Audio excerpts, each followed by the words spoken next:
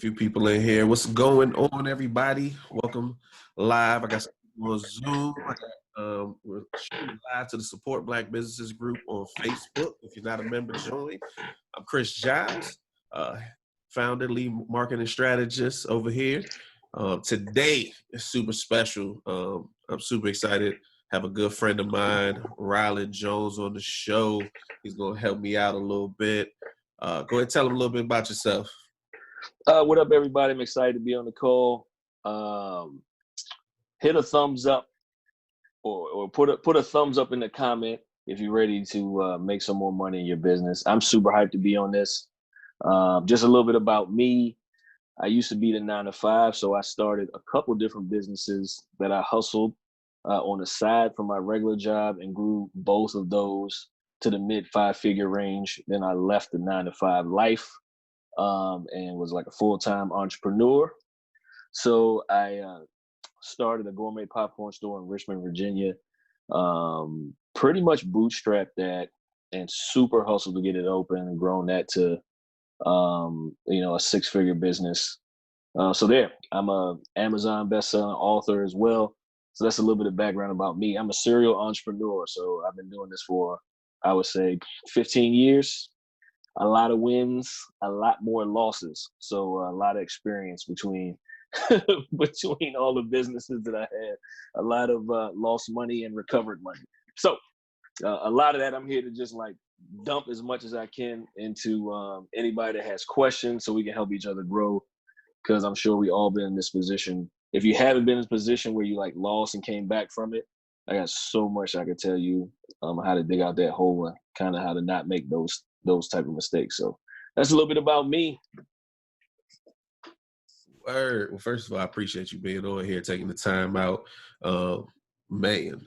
Real quick before I forget, make sure you liking and make sure you sharing this video with everybody that you know. What we want to do is tonight, actually, we just want to open it up for a Q&A. I'll start off asking a few questions, get it rolling. Go ahead and start dropping your questions in the comments on Zoom and on Facebook in the group. Drop those in there so we can start hitting those up. We're gonna go for at least 30 minutes. If the questions keep flowing, we'll keep answering for a little bit longer. And at the end, we'll actually let you know how you can work with us if you have some more questions after this and to get a little more in depth into your business. We'd love to share that with you at the end. This guy right here, it was exciting to have him on. We've been we known each other 9 years or something now. Yeah. We've been through I can countless businesses together. DJ together and the popcorn marketing all these years. Like it's crazy.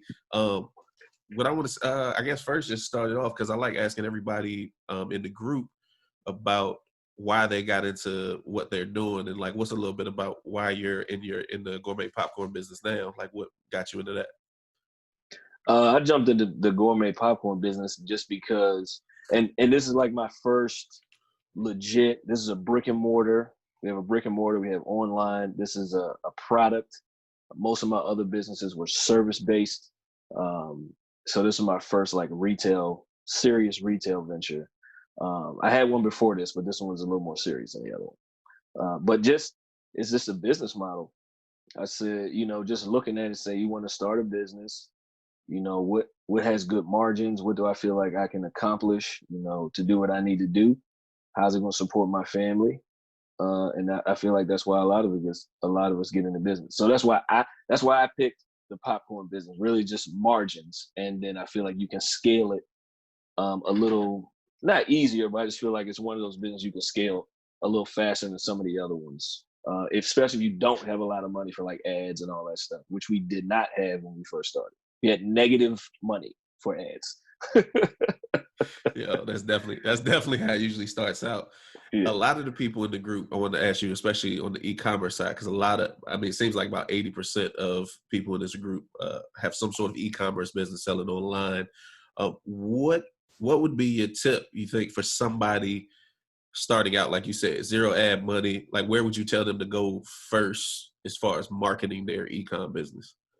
I've always been a fan of going to where the people are. You got two ways you can think about it. The ads is to take you to people. That like the ad is kind of like you're on a journey to get to the person so you can sell them. if you think like old school door to door type stuff, the ad is the bus or the car. I'm getting in the car, I'm going to somewhere, but you got to have gas money, right? If you don't have gas money, your car's not gonna really get anywhere. You might get to see one person, but if you don't make that sale, Yeah. you don't have gas money to get to the next person or back home. Yeah. So for That's such a good me, analogy. yeah, for me, it's like, all right, it's an e-com thing, but we started off doing a lot of face-to-face, knowing that our long-term goal is to have the website doing what we needed to do so we don't have to travel as much. Gotcha. But I want to go to where the people are. So who's my target audience? They're on Facebook somewhere. They're on Pinterest somewhere. Yeah. Like they're on LinkedIn somewhere. They're on Instagram somewhere. And there's like literally, I think 15 other social media platforms. Yeah. Like they're there. I just have to go there. And if you don't have money, you got to exchange time. Like you just got to grind out the time to do it. And that's what actually every business that I bootstrap, that's the exact same model that we use. It's putting in a lot of time to go where people already are. Yeah. Until we make enough money where we can really spend ad money. Yeah. So that's so true. I was having a conversation with some people today. It's always about like what network, what network, what do you feel like is your number one social network that is good for your, like the business that you're in right now in the e-com space? In the e-com space with the business I have right now. So specifically with the popcorn business, we get a lot of Facebook. Okay. And we get a lot of, I would say, Pinterest. Got you. So and sales is what I'm talking about. Yeah. So we get a lot of, I won't say a lot of followers, but a lot of our traffic that comes to our website comes from Instagram. Yeah. But it doesn't convert like Facebook traffic does. Facebook's our number one traffic source right now. And I mean just organically. Yeah. Organically, the best right now for us comes from Facebook. Yeah. So as we push into other social media platforms, Pinterest might start taking over. Yeah. But for right now, sales, like metrics are cool. Cool. You can have, however many followers you want to have. But if they're not converting to sales, who cares? That's how I look at it. So on Facebook, we just get, and what's funny is we don't have a ton of interaction when we post stuff. Yeah. But we have enough that the traffic comes and the sales come. Yeah, that's so true. I just want to remind you, if you're jumping in, make sure in Zoom and on Facebook, drop your questions in the comments. We're going to get to all of them. Like this is a free open Q&A. Some of these questions I got earlier, so I'm just trying, get them in there. But go ahead and drop your questions in the comments. Man, that's really good. Another conversation I was having today is, and I know we have this conversation all the time, is about influencers. Mm-hmm. And so again, the group is a lot of small businesses in there, so they're not huge marketing budgets. So I've been talking a lot today about micro influencers, and how that can help their business, because there's a lot of like health products, beauty products, fashion products, and I'm like, man, if you get somebody that got 5,000-10,000 followers, 15,000 that are buying stuff from them, what's your thought on influencers? I like it. I mean, just full disclosure. And I like influencers. We reached out to, a handful of what I guess they call the micro influencers, where they have a smaller following, but their following is super hardcore. Yeah. And pretty much, they just follow the lead of that influencer. But the big influencers, if you have a really good product, you have really good customer service, and you serve your customers really well, and you do everything you can do to stand out, when one of those big influencers get a hold of you, that's when it goes nuts. Because that's what happened to us in this last month. Yeah. Some big influencers got a hold of the product, posted it, and we just had these huge spikes in sales where we were tripling sales in a week that we had done like the previous month. So, and it was free. So that makes it even better. Yeah. Like there's some you can pay, my wife does influencer marketing too. Yeah. She's a micro one. Yeah. But it works. So I'm down for that, because you can also get a little bit more bang for your buck if you only have like $50, you could probably make it work a little better from an influencer standpoint than dropping it all on ads, especially if you don't really know how to do ads. Right. So true. That's so true. That's been I can't. I've been literally been talking about it all day in the group. Like every question, I'm like, influencer, find somebody. Like, Yeah, because yeah, like you said, the big one came by accident. But I'm like, there are people out there that just have 10, 11,000 people, but half of them are willing to buy whatever they say. yep, yep, yep. Especially, You just gotta find them. yeah. And I'll even throw Twitter out there. Mm, We have a Twitter account that I monitor and jump in conversations from time to time. yeah. But some people we know because they tell us, they say, I found you on Twitter, Yeah. and they bought from us online, which is cool because we don't do anything on Twitter. Again, free sales. Free. You don't have to pay for those sales. I like them. Yeah. Ah, man, that's so true. Yeah. What on the paid front, Mm. what do you right now, what do you think is the most bang for your buck on paid advertising? Paid, and I'm actually gonna kick that back to you. By the way, Black Tie Media handles our digital marketing. Yeah. This is the other thing. It's like a sidebar dope about, like, when you meet someone and y'all click or whatever. If you guys complement each other, you can work together. You can each still have your own companies, do whatever you want to do, but you can use the skills of one another to better each other. So I'm pretty sure Google is the highest convert. I'm sorry. Our Facebook ads were converting higher, but right behind that is Google. Like they're close. Yeah. They're very close. Yeah. Yeah.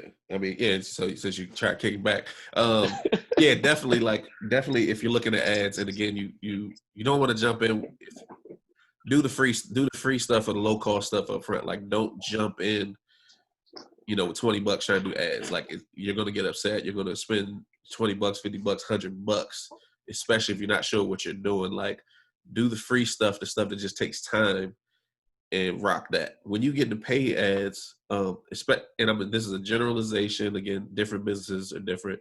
Facebook, I'll say Facebook hands down right now is the most bang for your buck. If you have a business that sells to businesses or B2B, LinkedIn is going to come up. Yeah. LinkedIn kind of made a comeback as far as they're almost like Facebook 5 years ago, where they're stepping their game up in the advertising and being able to find people and connect and communicate. So that's really good. Google, to me, is the best for local businesses, or even say, like, with the gourmet, like, people in this city looking for this thing is what Google's for. Because if you go to Google, it's because like, if you're a lawyer, go to Google. Don't do Facebook is later. You do Google first because people are looking for lawyers and they're ready to buy. Yep. I would agree. Like, we want to be, that's your objective, I think, is if you have a business and you want sales, is to be where people are when they're ready to take their card out. Yeah. And that's pretty much Google. Like, if someone searches gourmet popcorn in Richmond, like, we work pretty hard to make sure. And we did this before we just started really paying for, like, let me put this into some context, right? We're going to have our 3rd birthday in a couple weeks, right? I think it's in 10 days or something like that, right? August 5th. Yep. We just got into paid Google ads in the last couple months. Yeah. We were doing paid Facebook way before Google because it's a little easier to navigate until you get the hang of it, like the testing and everything, to what ads really convert, et cetera, et cetera. Yeah. But from just like a free thing, we just banged on Google with all the SEO for our website. We banged on it with Google reviews. I don't even remember how many Google reviews we got. It's a ridiculous amount. Yeah. Like, we just, everything that Google likes that we could do that didn't cost money, we did it. so that when people still searched it, we would still show up on the first page in the top, I would say in the top 5 or top 3 Yeah. And then we constantly monitored it and saw who we were losing to. A lot of times we weren't even losing to another gourmet popcorn store. We were losing to like the supply company. Right. Like, you know what I mean? Like they had popcorn somehow. I don't know how it came, but they would be like number one, and then we would be number two. Or they would be number one and number two, and then we would be number three. Yeah. So that's my thing with Google. Like, if you can't hit the Google ad paid, just bang on all the things that are free. Yeah, so true. What's your thought on products, right? So when you jumped into gourmet popcorn, it was, and it's not new, but it's not everywhere, right? And I see, even especially in the small in groups like this size, 6,000, but a lot of people are selling the same products. Yeah, and in your thought, I think about this and talk too, is like, how do you help them differentiate their product from somebody else? Like, we sell lip gloss, they sell lip gloss. Like, how do we coexist and still make money? Yeah. So this is my perspective on that question. If I'm going to sell a product that, even if there's some big national brands, I actually use the big national brands as a template. You know what I mean? Like, okay, they're already a national brand, so what are they doing? And how can I start to kind of mimic that, but make it fit my product? And then it just comes down to some of the learning some of the marketing stuff so you can put it in your business. And I'm talking about, how you describe it. Do you describe it as a product, or do you describe it as the problem that it's solving? That's super huge and important. If you're just like, oh, I got lip gloss, and then there's 30 other people, especially you bootstrapping this, this whatever the product is from the ground, and it's a lot of competition down, on the ground level, then you got to make yourself stand out a different way. The product is a product, but then how do you beat your competition in customer service? Like, how do you beat them in relationship building? Because then you can have a customer that's around for a long time and not just a one-off sale and you never hear from them. So it's figuring, even if you don't, and this really works even if you don't have a superior product. If you have a superior product, it's easier. But if you have like a middle of the road, be honest, some people make products and they're like, oh, I make this thing. It's not really that good. It's kind of middle of the road. So you really have to do the other things to make yourself stand out in the marketplace. Yeah, that's so true. It's funny you touched on. That's why I laughed, because I was talking to some people about, they're just kind of posting like, hey, I do this thing. And I'm like, man, like, you gotta, one of my posts was about storytelling. Like, you gotta tell a story. And then you gotta give them the solution. They don't care about the lip gloss. You got chapped lips. Your lips dry. I got what you need. Like, people make it difficult, but you like to know, what do you solve? Water. You thirsty? I got water for you. Like, we're gonna go anywhere, sell anything, because understanding that, like, what problem are you solving? Let's not sell products. We're not selling clothes no more. What's the problem? You want to feel good in what you wear. I got it. Feel good in this. Man. That's exactly what it boils down to. It's the result, not so much the thing that gets you to the result. It's pretty much what you're selling. So that's where we're at. Anybody got any questions, please put them in the comments. Shoot us in the chat if you're on Zoom, if you're on Facebook, or you send us a message if you don't want to, you feel uncomfortable. For sure. Make sure you liking and sharing. Make sure you're also inviting people to the group. Consistently having contests in the group for most invites, support Black businesses. Make sure you share that. If you know people that weren't on tonight that could get some benefit out of this, make sure you share that. I'm always in here. Comment on everything. I'm at the computer all day. So looks like we got one.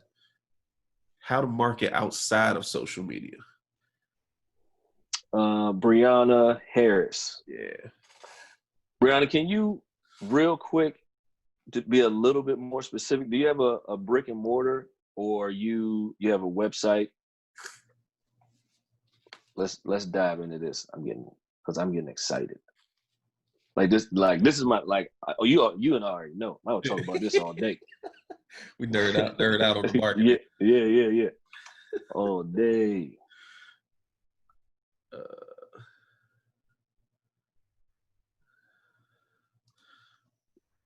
Well, I'm waiting for it to pop up. What, like, off the top of the head, while I'm waiting for a little bit more specificity of kind of what you're asking, Brianna, outside of social media, you have like a few rings. Most people go to their family and friends first. Some people have better luck than others. It is what it is, depend on your family and friends and if they support you or not. So that's one way outside of social media. One way I use is literally looking in my phone contact list and then just going down to not the inner circle, but like that next ring out and saying, this is what I'm doing. And this is like the lower end. I'm starting like on the lower end and going up. So I would go to them, hey, this is what I'm doing. You know, check this out, or blah, blah, blah. If you know anybody that looks for this type of product or this type of service, you know, I can help them. Hey, do you have I would just try to start collecting as many emails as possible.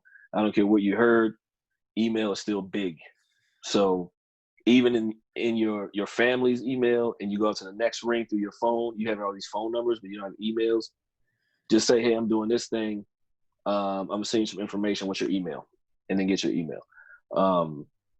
That you can do from home. I would go through your personal email list from whoever you use, Gmail, Yahoo, any of that. I go through all those. Who are these people I can message? I have personally, like, literally gone in my Yahoo, highlighted everybody, and then sent them an email of what I was doing. Like, and then that people, you know, people who responded and interested responded, and a lot of people didn't. But I got 8 or 10 people out of, you know, 400 or 500 people. We got to start somewhere. All right, let's see. She said, I have a website for my clothing brand, the Black Archives. Let's see. Educated people have American history through fashion. There's a way I can make a market, that I can market my product face to face. Makes sense. Yes, it does make sense. Awesome. My target is a little older. Don't get on social media that much. Sweet. So I would still do the things that I just said, because those people, if they're your age, but they know people that's a little bit older, that gives you opportunity to market to them. And again, it just goes back to going to where the people are. If that's your target and you don't think they're on social media, number one, they probably are. But number two, if you want a more face-to-face thing, get out and it's a little harder with COVID, but keep this in mind as we're moving through and past, you know, COVID and the new normal starts. Like, just get out, figure out how far you're willing to drive, and then look for events that are for the people that are in your target market. And then go to those events. Even if they're small, like if you want to grow, you got to do the dirty work. If it's an event you only think it's gonna be 50 people there, drive, even if it's 2 hours, because what you might not sell to all 50 people, but you're just looking for the 1 to 5 people that can make a difference. And that's just a numbers thing anyway. People's websites don't convert. They, you know, get a little bit, I think, discouraged. They get 100 visitors to their website and only make 4 sales. But that's most websites. Even the big national brands, their conversion is not like it's 50%. Like, I think for us, we convert like 6 or 7%, and that puts us in like the top 10% or something like that. It's crazy. So, like, don't get discouraged by the number. So I would go to events where these people hang out. I would create my own events and attract these people, right? If they're in that group, then figure out what they read. And if they read that, then try to get an article in that. That won't cost you any money. If you want to, I'm not a fan of paying for advertising unless you have a really unless you can afford to lose that money if it doesn't actually work. Those are my two biggest ones. Go to where the people are already, and then create a place for people to come to. And those events don't have to be sales events. They can just be, if you're in like the African-American history, create an event that teaches some specific period of time or teaches stuff about a couple specific people that will attract that, and say, hey, if you're a grandparent, bring your grandchild, right? If you're a mom, bring your parents, so that you get the group you want plus a little extra. Mm-hmm. And then you teach the thing or find someone else to teach it for you. Yep. People are there, you can sell your product. At minimum, you can get their email address and you can market to them, through email, which is, pretty much free. Yep. I mean, that's second all that. Like you were saying, events. Like I just think, especially you said older, so depending on that, like craft shows. Yeah. You'd be amazed, one, how much people charge for stuff at craft shows, and two, that's probably your target market. Probably comes to craft shows. And then what else? Schools. Well, we'll see how to do what the new world is like after COVID. Yeah. But I know before, a lot of schools would host their own events like that, craft shows. After you said Black Archives, like obviously kill it in February. Like we kill it all year, but I mean, let's be real, make a lot of money in February because you're gonna have people outside of your normal audience that will buy it. Yeah, and don't even be afraid. It is what it is. You know what I mean? Our biggest month of December. Yeah, I'm not. We trying to make money in the other months too, but we already know for that product, we do the most in December, and I want to exploit that as much as I possibly can. Same when I had the physical fitness, the online personal training, biggest month, January. I will make money in other months, but I'm going to exploit January to, as much as I can. Yeah. That's just business. Whatever thing is going on that we can capitalize on, that we're supposed to, so we can make sales. Yeah. We got a question in Zoom. What marketing mistakes did you make during the start of your business that you can share, so they don't make the same mistake? The list is like 67 lines long. That's the top one. Like, you take that one. Hey, look, I'm trying to think of the best one because I'm like, I mean, so many. Honestly, not for me. Personally, was not even attempting to learn about marketing. Yeah. So when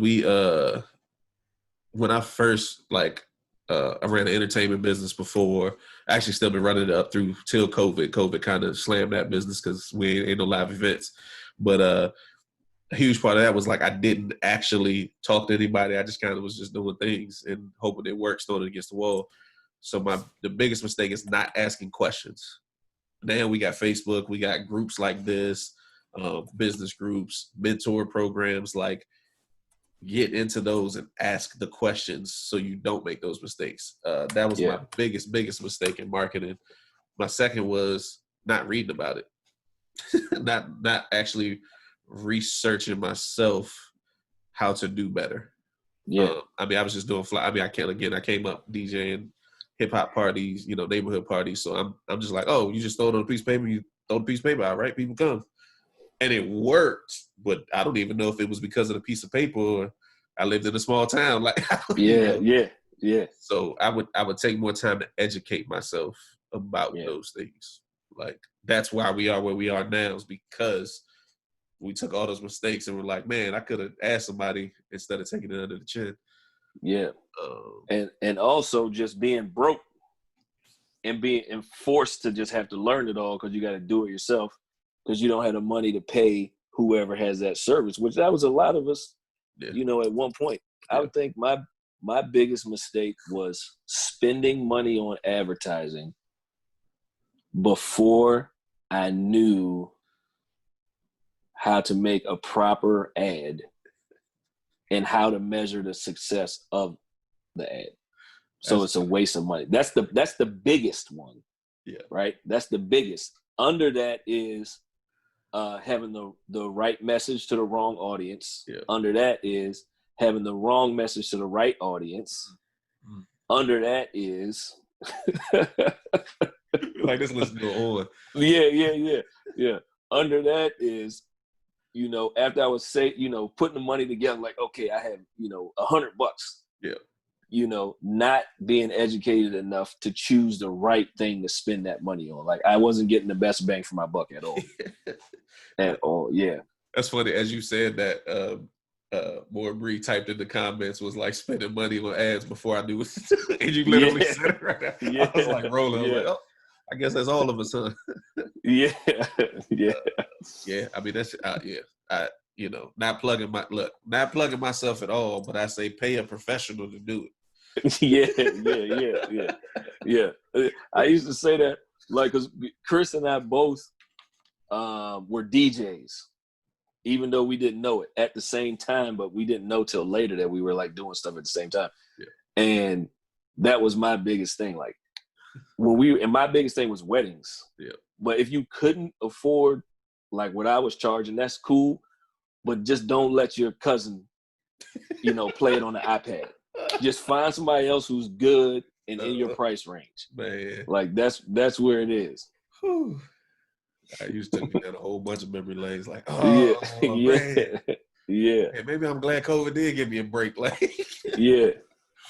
And I say on the marketing thing too, that kind of goes in that question, or goes with that question is, if you want to get referrals from customers, here's why it's super important to know your customer, sell to your customer, and when you set your price point, you're on it. For the most part, if you have a product, sometimes you run a sale. That's cool. I'm not talking about that.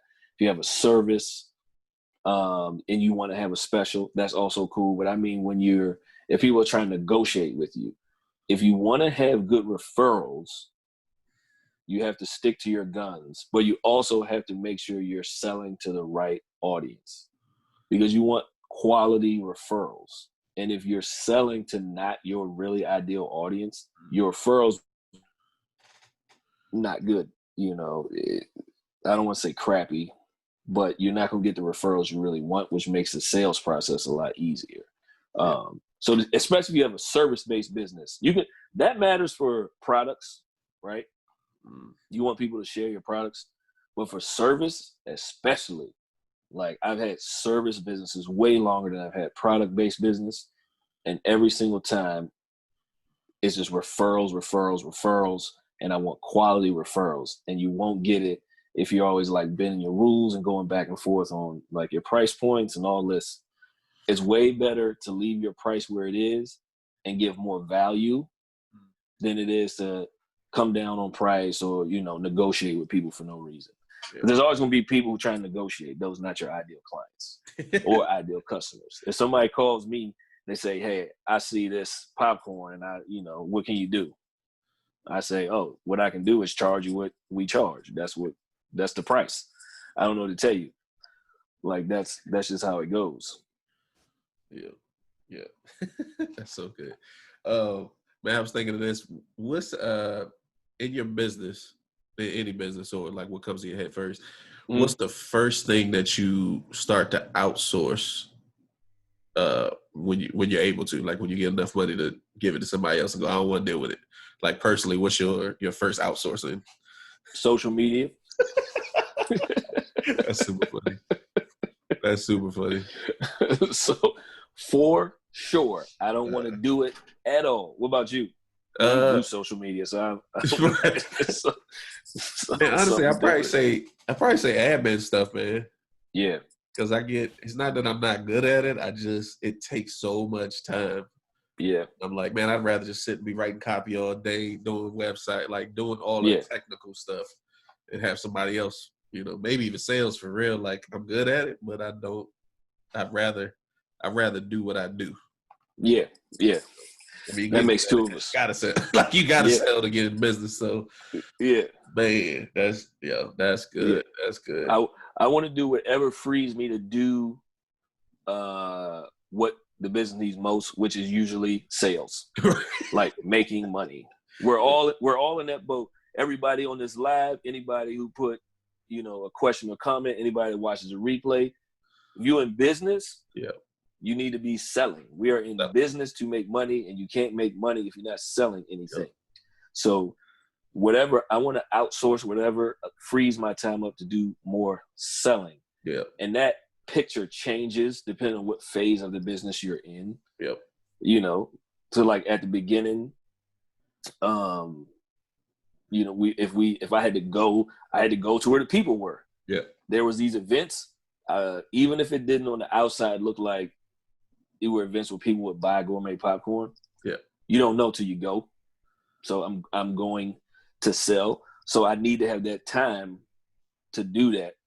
I can't be worried about, I got to do all this other social media stuff while I'm trying to generate money. So that's, I want to outsource that. You do everything if you don't have the money to outsource. You do as much as you possibly can. But as soon as you get a couple bucks, I'm over it. Yeah. So true. So true. Man, that was good. Let me check the Zoom one more time, make sure I ain't missed nothing. All right. Man, that's good. It's easy. We just need to do a talk show. This was nice and easy. Look, you don't know me. I love this stuff. Anybody got any other questions? It could be specific on your business. What's your challenge right now? What is it? What changed? Are you bootstrapping? Like you just launched your business last week, or you've been in business for 3 years, but you hit a cap. You feel like you're not making more as much as you want to. What's up, man? That's super funny. Oh boy, we went to high school. He was like, "It's our flies, man. Everybody came to our party for the flies." Yeah, that's dope. That's good, man. Yeah. Bro.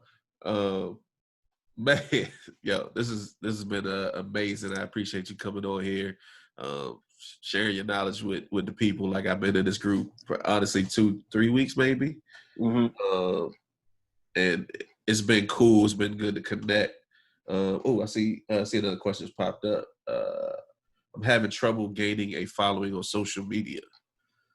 I love this topic. You want to go first though? Or? Nope, you can go first on this one. So on social media, people always look at me funny because they're like, "What you do social media for a living? Like, isn't it about the followers?" And to me, it's not. It's not about the number of followers. It's definitely about the quality of followers. So what I would say is, as far as increasing your following, one is great content. So with yours, you were doing the Black Archives. So for yours, I give you a very specific example. With yours, just doing content related to those subjects. Make sure you're videos. Make sure you're doing lives. Make sure you're posting content. And then what happens when you have less followers? You need to post more often, because then your numbers start to go up because you're getting more views. It doesn't matter if you only get 5, 10 per post, because if you get 100 a day, then you still start to rise slowly. That would be my main advice, is making great content, because people will share it, people will see it, people will come. And then just making sure curating the followers that you have. Make sure that you're actually answering them when they talk to you, because that's how you get more followers, by taking care of the ones that you have. Real followers. I'm not talking about numbers. Like I work with a bunch of people that got numbers. I told a story of one thing. This girl had 2 or 3 million followers on Instagram. She came from, this is Musically, so before TikTok, had 2+ million followers, and she was doing a t-shirt drop. It sold, she only had to sell like 16 shirts or something for the deal. It couldn't sell 16 shirts to 2 million people. Yeah. Yeah. So, so I would say just make sure the content is geared towards the people that will actually benefit and will buy your product. That'd be my biggest takeaway. I hope that was specific enough. I think so. I think it was some good insight.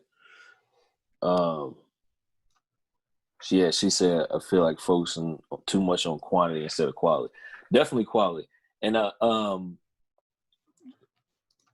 because you're saying your target market is a little bit older and you don't think they're on social, I think there's probably enough of them on Facebook. They're just not in your personal. Like I'll say this right off the break. Most of us, our personal pages are not our target audience. So you can post stuff, especially the way Facebook works now. Mm-hmm. So like just your target audience is not really in your personal page.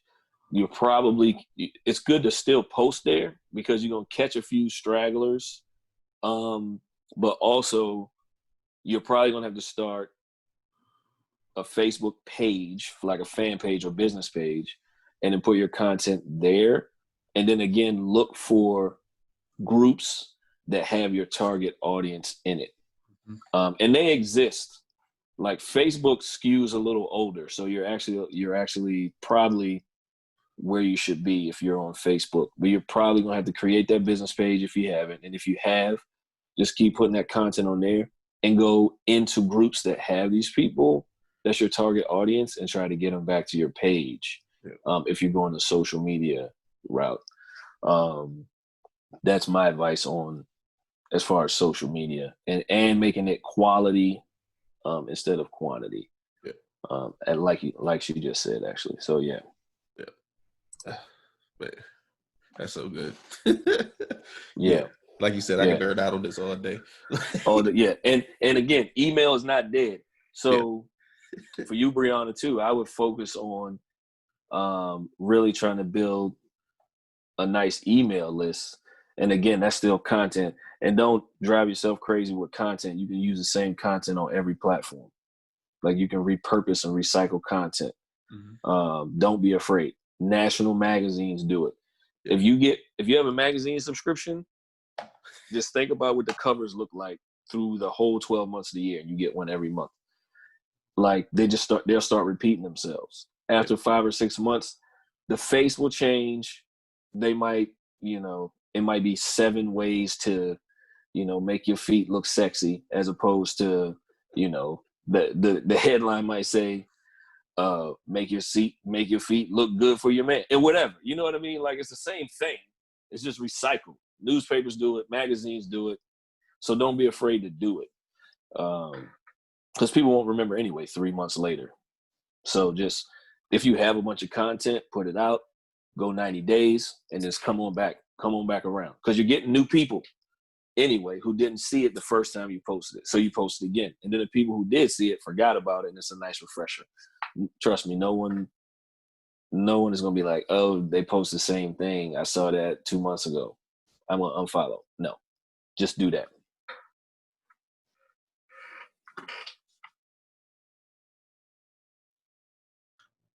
I can't. Okay, I'm about to say I can't. I was like, oh no, I lost my audio. I can't hear Chris.